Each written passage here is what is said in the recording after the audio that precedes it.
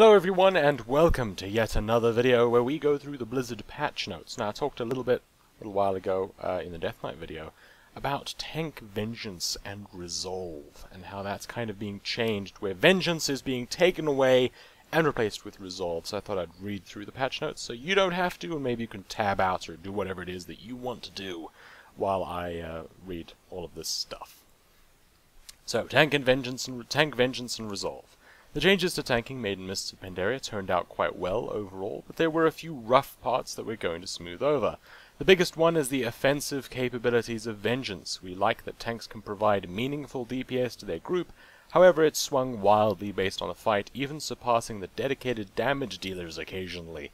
To solve this, we're going to remove the offensive value of Vengeance, but preserve the defensive value, by making it increase the effect of your active mitigation buttons instead of attack power. So basically, Vengeance has been removed and replaced with a new ability called Resolve.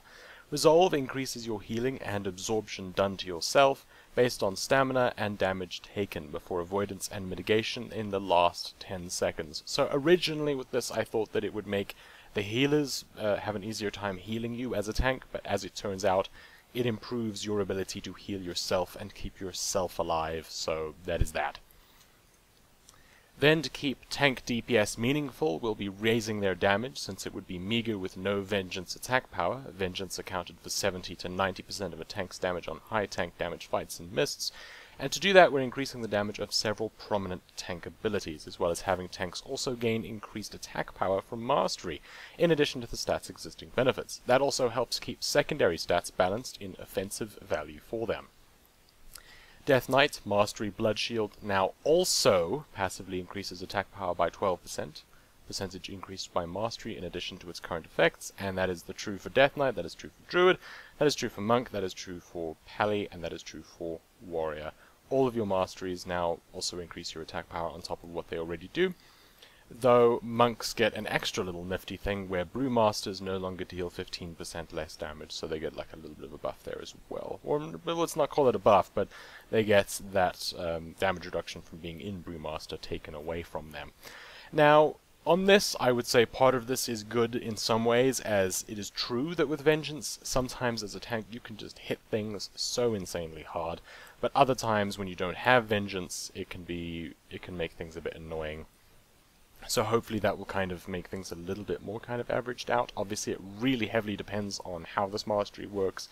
In terms of the attack power, it's just 12%, but of course that's base, and it would increase as you just normally increase your Mastery. So Mastery will not only make you take less damage, but it will also give you more attack power, and seeing as that will not only help you hit harder, but also actually, for Death Knights, for example, attack power now helps you with your mitigation as well, which is just kind of a little bit odd.